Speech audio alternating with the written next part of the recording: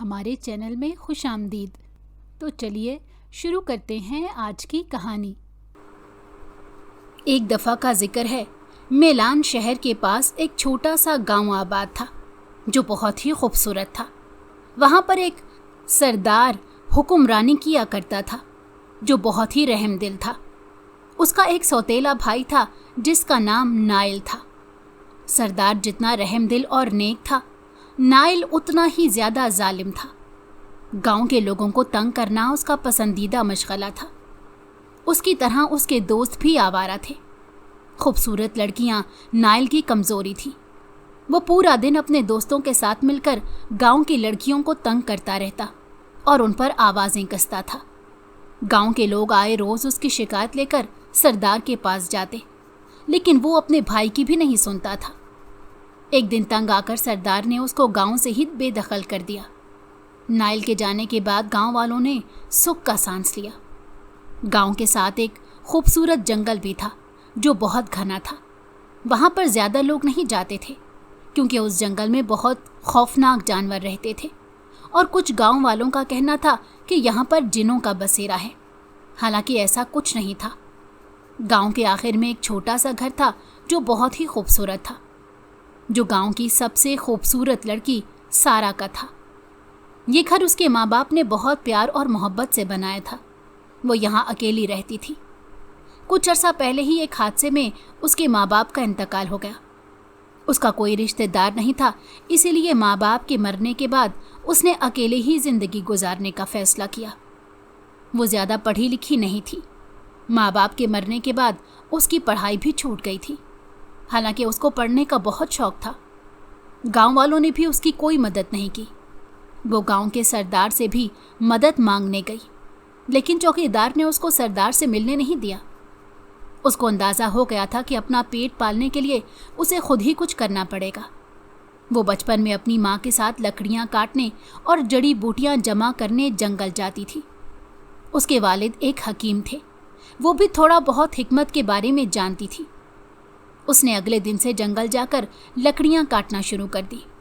شروع میں وہ ایک دن لکڑیاں کاٹتی اور اگلے دن جا کر گاؤں کے بازار میں بیچتی، لیکن جب کام زیادہ بڑھا تو اسے لکڑیاں کاٹنے روز جانا پڑتا۔ وہ صبح لکڑیاں بیچتی اور شام کو لکڑیاں کاٹتی، جس سے اس کا گزر بسر اچھے سے ہو جاتا۔ اس کی زندگی بہت اچھے سے گزر رہی تھی۔ اس نے کبھی کسی طرح کا شکوہ نہیں کیا تھا۔ وہ ہر حال میں اللہ تعالیٰ کا شکر ادا کرتی تھی۔ سارا بہت رحم دل تھی، ہر وقت ضرورت مندوں کی مدد کرنے کے لیے تیار رہتی۔ شروع سے ہی وہ جنگل کے بہت قریب رہی تھی۔ اس کا سارا دن اکثر جنگل میں ہی گزرتا تھا، کیونکہ کام بہت ہوتا تھا اور وہ اکیلی ہی سارا کام خود کرتی تھی۔ اکثر اس کو جنگل میں لکڑیاں کاٹتے کاٹتے رات ہو جاتی، لیکن اس کو ان سب کی اب عادت سی ہو گئی تھی۔ وہ صبح گاؤں والوں کو لکڑیاں بیچتی اور دوپہر کے وقت جنگل میں لکڑیاں کاٹنے چلی جاتی تاکہ اندھیرا ہونے سے پہلے ہی کام ختم کر کے گھر لوٹ جائے۔ ایک دن وہ لکڑیاں کاٹ کر واپس آ رہی تھی کہ راستے میں اس کا ٹاکرا سردار کے بھائی نائل سے ہوا۔ نائل کو وہاں دیکھ کر سارا کو بہت حیرت ہوئی، کیونکہ سردار نے اس کو گاؤں سے نکال دیا تھا۔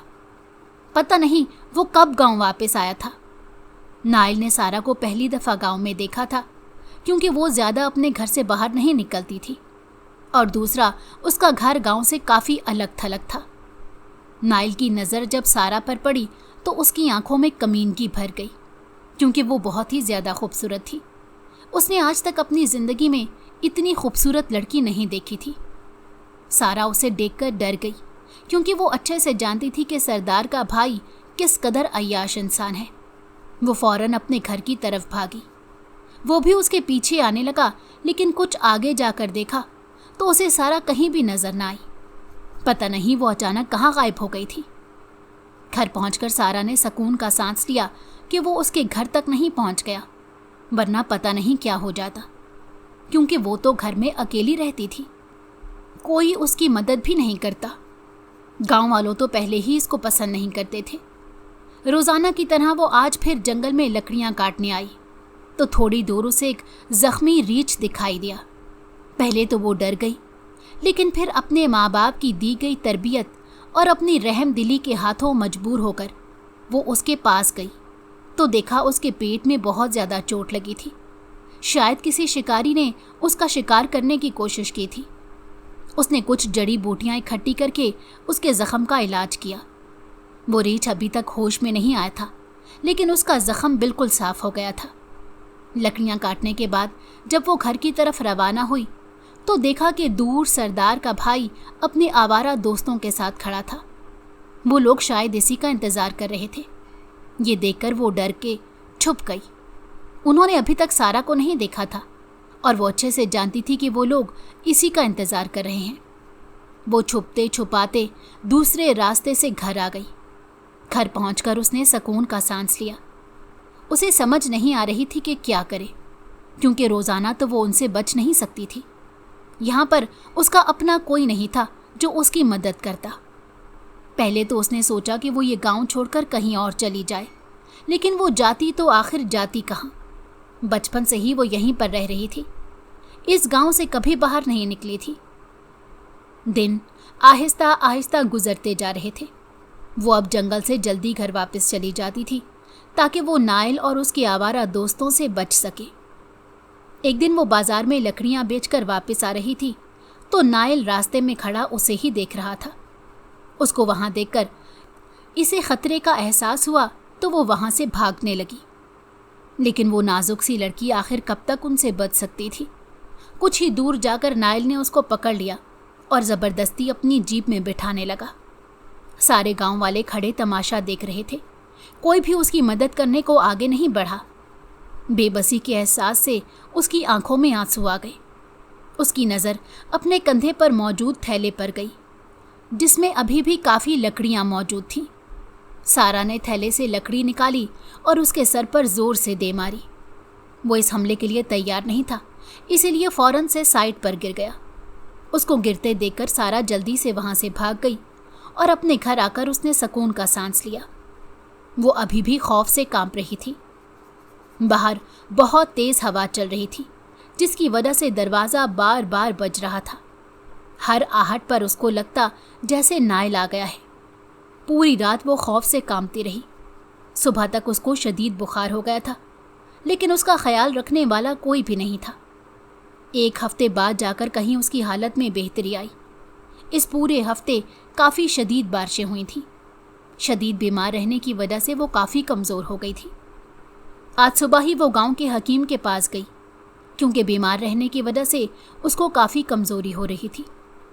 سارے گاؤں والے اس کو عجیب نظروں سے دیکھ رہے تھے، جیسے پتہ نہیں اس نے کوئی جرم کر دیا ہو۔ کسی نے بھی نائل کو کچھ نہیں بولا تھا، کیونکہ وہ تو طاقتور تھا۔ سب لوگوں کا یہی کہنا تھا کہ اکیلی لڑکی ہے، اسی نے کچھ کیا ہوگا۔ یہ سن کر اس کو بہت دکھ ہوا کہ وہ ان کے سامنے ہی بڑی ہوئی تھی، لیکن وہ لوگ اس کے بارے میں ایسی سوچ رکھتے تھے۔ اس دن کے بعد سے اس نے گاؤں میں جانا بہت کم کر دیا۔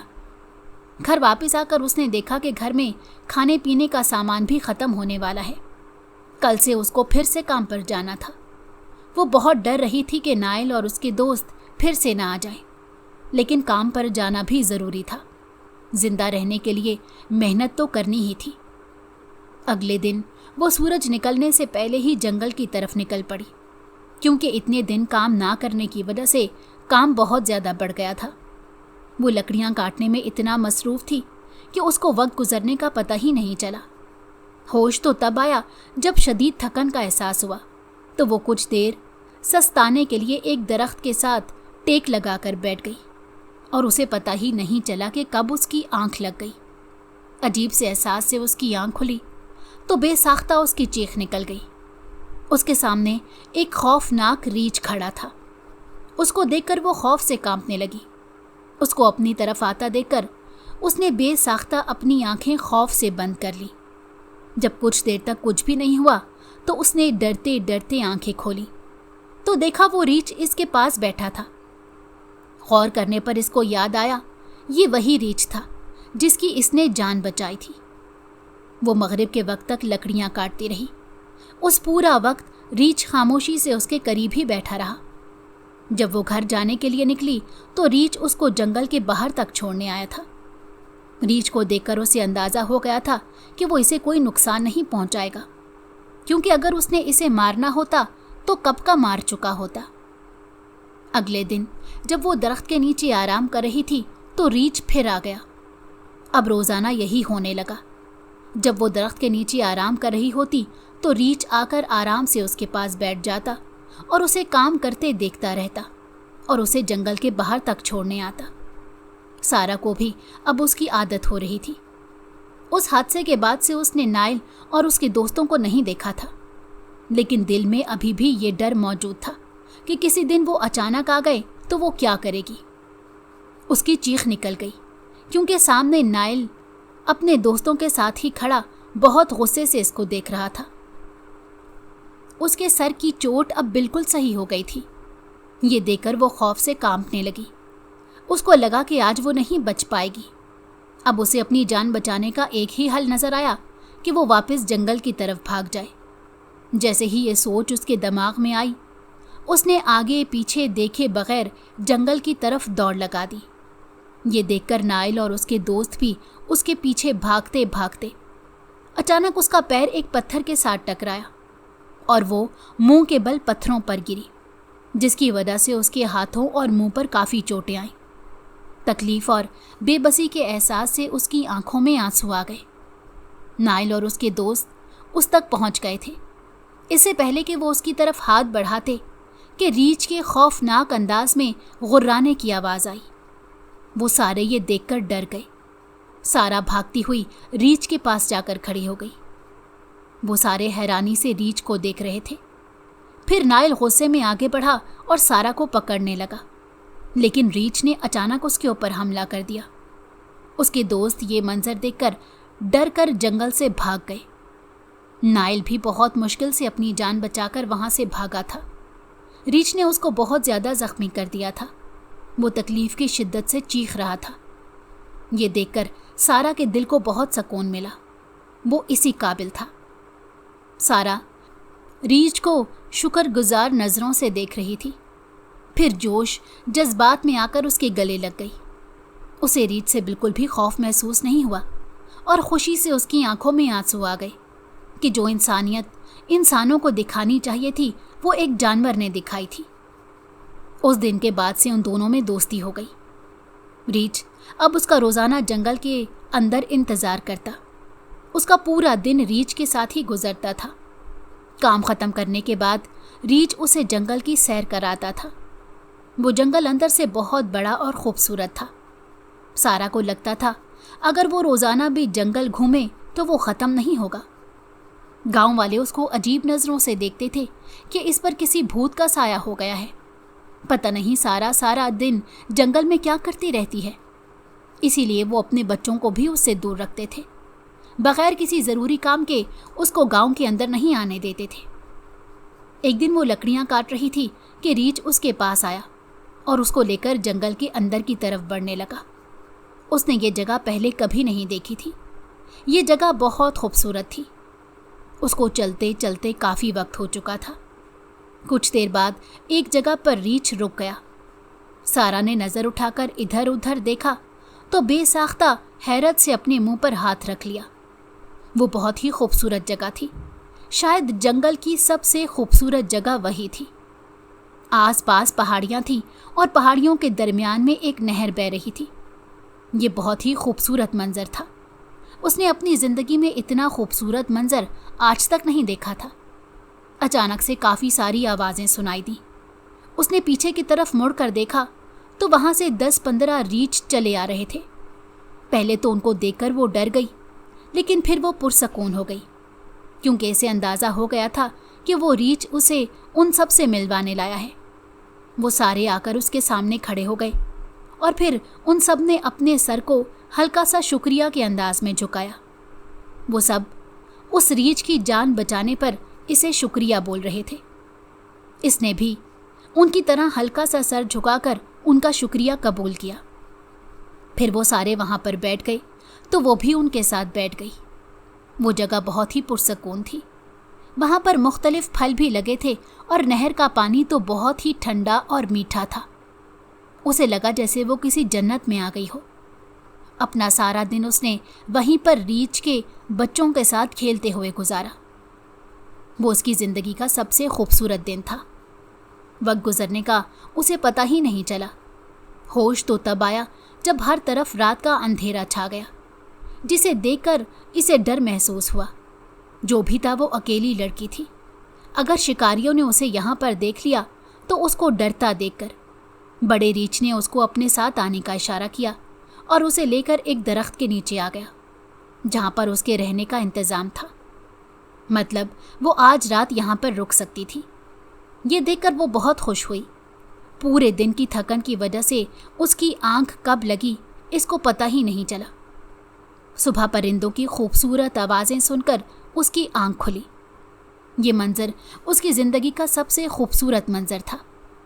نہر سے اس نے ہاتھ منہ دھویا اور درخت سے کچھ پھل توڑ کر کھائے۔ تھوڑی دیر بعد وہ سب ریچھوں کا شکریہ ادا کر کے اپنے کام کی طرف چل پڑی، جہاں وہ لکڑیاں کاٹا کرتی تھی۔ دوپہر تک اس نے جنگل میں کام کیا، پھر گھر کی طرف چل دی، کیونکہ آج لکڑیاں بیچ کر اس نے اپنے لیے راشن خریدنا تھا۔ جب وہ دکان پر پہنچی تو دیکھا دکان والا کسی گاہک سے باتیں کر رہا تھا۔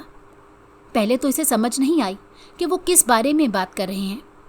جب اس نے پوچھا تو پتہ چلا کہ نائل کچھ دن پہلے اپنے دوستوں کے ساتھ شکار کے لیے گیا تھا۔ وہاں پر کسی جانور نے ان کو چیر پھاڑ دیا تھا۔ 2 دن پہلے ان کی لاشیں ملی تھیں جو بہت ہی بری حالت میں تھی۔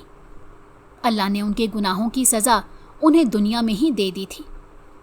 نہ جانے کتنے لوگوں کی اس نے زندگیاں برباد کی تھی۔ وہ جو مظلوموں پر ظلم کرتا تھا، اللہ نے اسے عبرت کا نشان بنا دیا تھا۔ یہ سن کر وہ بہت پرسکون سی گھر واپس آئی۔ وہ آج بہت خوش تھی، کیونکہ اب اسے کسی کا خوف نہیں تھا۔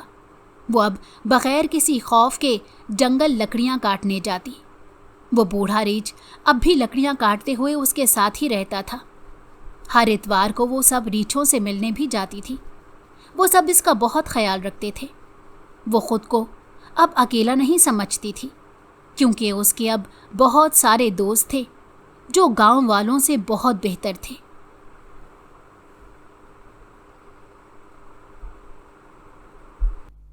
اگر آپ کو ہماری کہانی پسند آئی ہو تو ہمارے چینل کو لائک کریں اور سبسکرائب کر دیں۔ بیل نوٹیفیکیشن کو بھی آن کر دیں تاکہ ہماری آنے والی ہر مزیدار کہانی آپ کو وقت پر ملتی رہے۔